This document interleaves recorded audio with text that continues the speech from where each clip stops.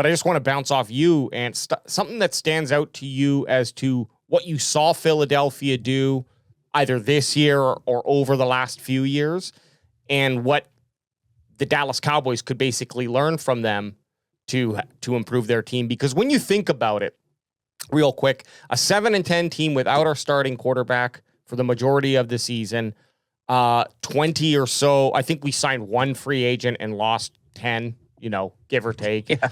The team wasn't necessarily set up for victory. Still, I wonder if it would have been 10-7 had Dak been playing. We win an extra 3 games and instead of losing.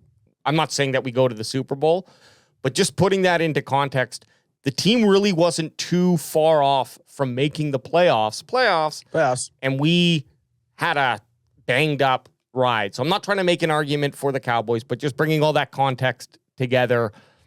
What should the Cowboys do, or what are some major things that we can do really quick and you mean like kind of comparing to what the Eagles have done? Yeah, if there's something that stood out, you're like, oh, this is something that we're not doing, and I see that the Eagles have pursued free agency. The Eagles were into free agency to win.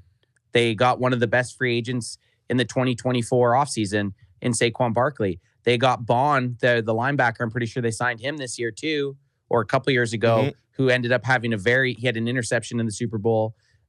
They drafted very well last year, as you saw with Cooper DeJean taking a pick 6 back in the Super Bowl. So, I mean, there's multiple things. I think I can't really say the Cowboys need to draft better like the Eagles, because the Cowboys have been half decent drafting in recent years. What they haven't done is complement their draft or complement their free agents with the draft. Right. So you fill the holes at free agency. You try to get a couple big holes filled, and then what you didn't address in free agency, then you kind of filter the draft. The Cowboys didn't do that last year. The Cowboys didn't say, hey, we don't really have a running back issue or a running back. What am I going to say here? Like a solving problem to the running back issue.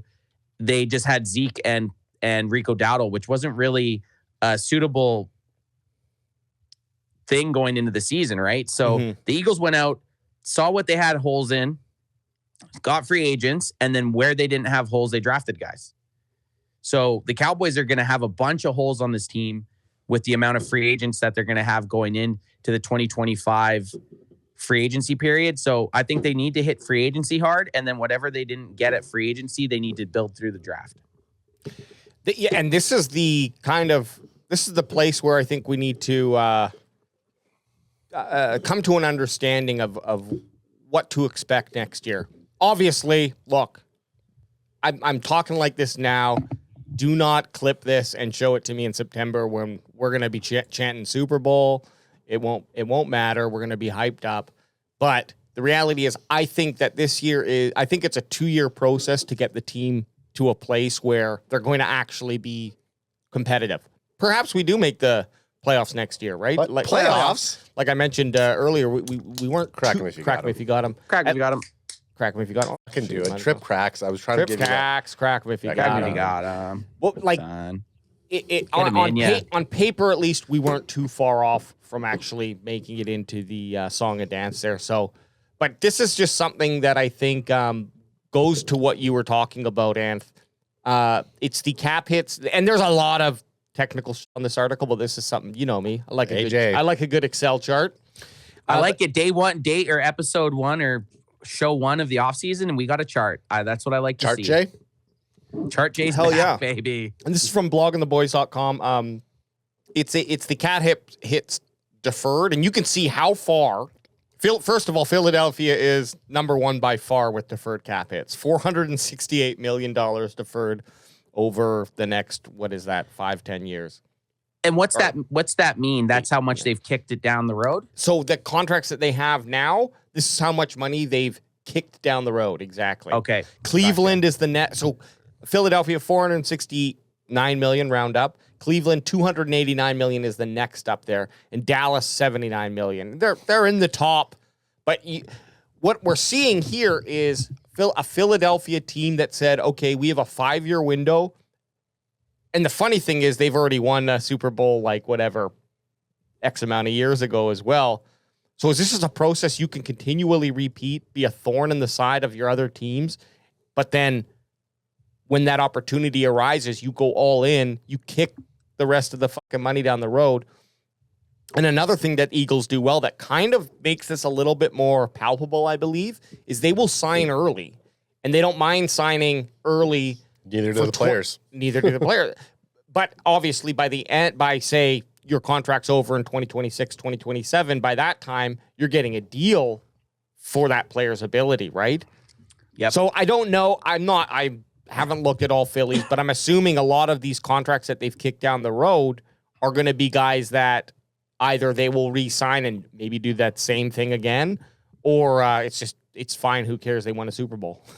Well, you had Stephen Jones saying, God, man, they're in cap hell. Like, they're in cap hell. It's like, if you're winning Super Bowls, who gives a shit? Doesn't matter. Like, if you could be in cap hell, the Cowboys are gun shy because they kind of got themselves into some trouble when they had Tony Romo, when they had Des Bryant, when they had Ezekiel Elliott's second contract. Like, you're looking at Dallas's $79 million. I still think some of that's from Ezekiel Elliott, but I don't think that's a way to go into trying to go and get people, is to play scared. Push all of Dak's contract now, push all the CD's contract now, sign Micah ASAP, trade for fucking Myles Garrett, draft Ashton Ginty, and let's fucking go, baby, because I'm sick of it. I'm sick of watching the Philadelphia Eagles make every move that's right. And so let's do it. Let's be in cap hell. Let's get there. And that's my thought is I want to see a nice 2-year project where we make, because I just don't think we're going to fill 20 holes this season. Hey, you watch me, baby. Hey, I know how many holes do we have between us? We got 6 holes at least. At least Between us. So, you know, but that it's so many players to bring back, and then to get, not only, like, let's say they even bring back enough dudes and then get enough, go out there and they're aggressive enough in free agency. There's still going to be that learning curve with all these new coaches. And even if everything falls into place, you're up against an Eagles team who, for sure, they might be entering some difficult years with having to let some guys go for their contracts, but they're still the returning Super Bowl champions, have always been a thorn in the side of the Cowboys. And now we see this arrival of Washington, and the Giants are give me a quarterback who's a guy who can throw Matt for Stafford. One Matt Stafford away from being. Do the Cowboys suddenly end up 4th in the league? Is Dak Prescott being talked about as the 4th best quarterback in the NFC East? Not that I agree with that. I'm just saying things are shifting in the NFC East, and if Cowboys don't make these aggressive changes over these next 5 years, they could find themselves in the bottom of the barrel, and we end up with those Garrett years. Can you, AJ, you said, and Ad was getting drinks, but so I'll re-say what you had asked. Yep. AJ was asking what the Cowboys could kind of do to try to mirror what the Eagles have done in their last 10 years to get this multiple Super Bowl appearances. And one of the things that the Eagles did is they drafted Jalen Hurts in the 2nd round when they still had starter Carson Wentz on the team, right? And then they traded Carson Wentz, got some picks, and turned that into more stuff, right? So I would be completely fine with the Cowboys going out there, and I don't know if this is necessarily the draft to take a quarterback, but if they took a quarterback in later rounds, or if next year they see a guy and take a guy in the 2nd or 3rd that has some very big talent, I'm not against that now. Dak isn't getting a 4th contract from the Cowboys. You have to start looking for his replacement. We've done it, and maybe we'll see it tonight in our first live mock draft of the season. But mock draft V 1.0. Yeah, that's gonna get me rock hard. Quinn Ewers is one of those quarterbacks who seems to be available every single time we do a mock. Now, granted, will he be available?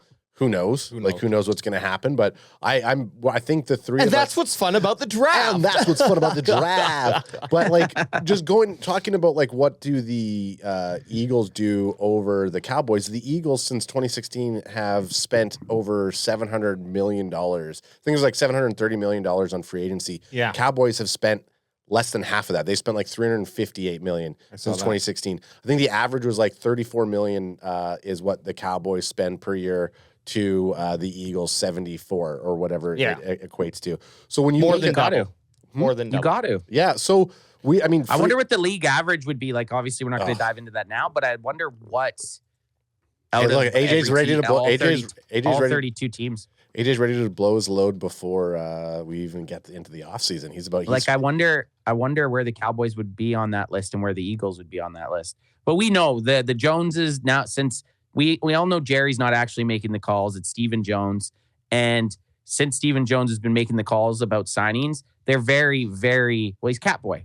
That's his nickname is Catboy because he's scared to go pursue free agents because of cap hell. Yeah, get him out of there. I will say this, Anth, because Google AI is, It's good. Is it accurate? Is it not? It gives you the citations. It gives us, pretty good. but then you got to go citate the citations. No, not sure what the average was. It says I guess the average contract was 11.1 million, but the Dallas Cowboys spent the least in 2024. Obviously, you signed one old linebacker. They're long snapper and fucking Kendricks. Trent Sieg, you sign your long. Right. Yeah. Trent Sieg. Sieg was a re-signing though. Yeah, but he went to free agency, but look, they didn't actually go out. Yeah, if you look, totally. you can't see it, but Dallas spent $8 million. Trent Sieg's contract was one something, so they're close to the $11 million average with two players. That's good. That's awful. Sorry, did you answer the question?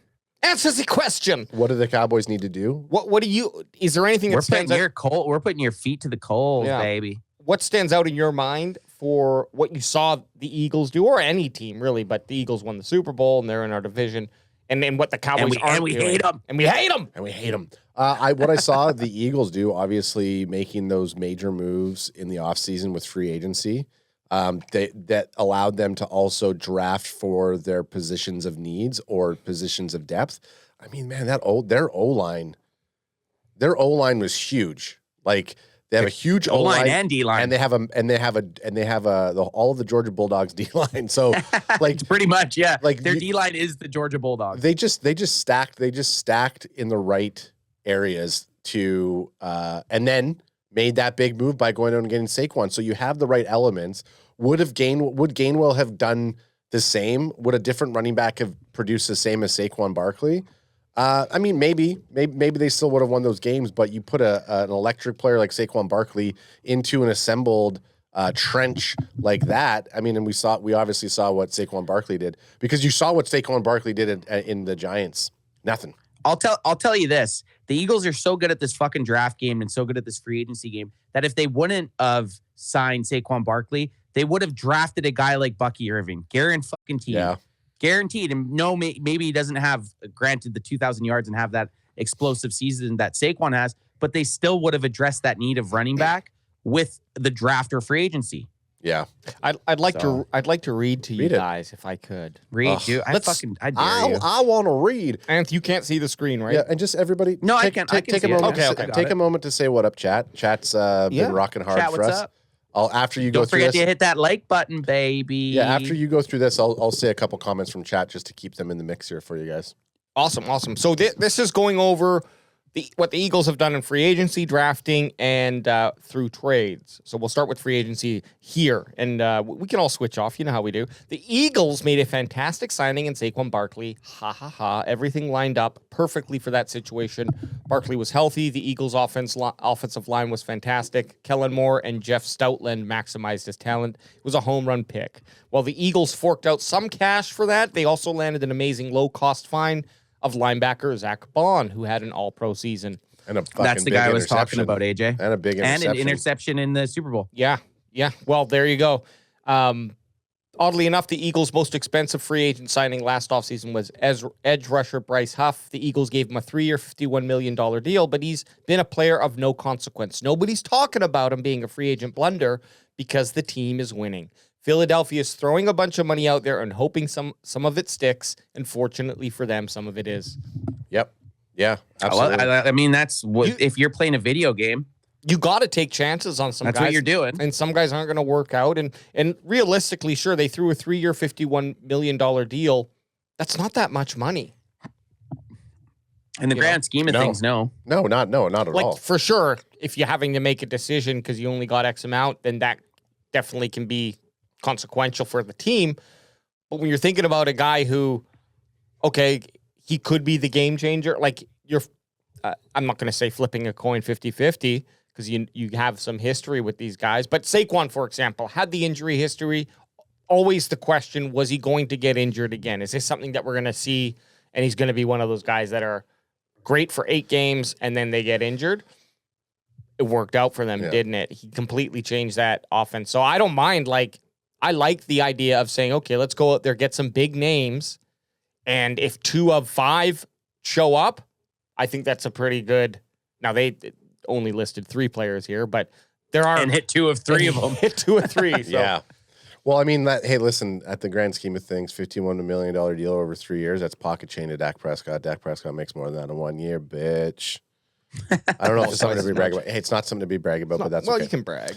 Drafting, this is one of the biggest needle movers. A team that was once drafting first-rounders like Nelson Aguilar, Jalen Reagor, and Andre Dillard is now hitting day 1 home runs. They built an incredible offensive line presence with the help of 2 second-round gems in recent drafts, Cam Jurgens, and Landon Dickerson, or Landon Dick. Yep. Landon's dick. Land on his dick. Land on his dick. Oh, shit. They doubled up at nose. That joke writes itself, I know. I'm telling you. It does. They doubled up at nose tackle in back-to-back drafts with Jordan Davis and game record Jalen Carter. And they just had a second-round rookie, Cooper DeJean, take a Patrick Mahomes interception to the house for a pick 6 in the Super Bowl. It pains us to say this, but the Eagles are drafting a lot better these days. It's true. They are. 100% they are. Yeah. They're nailing it.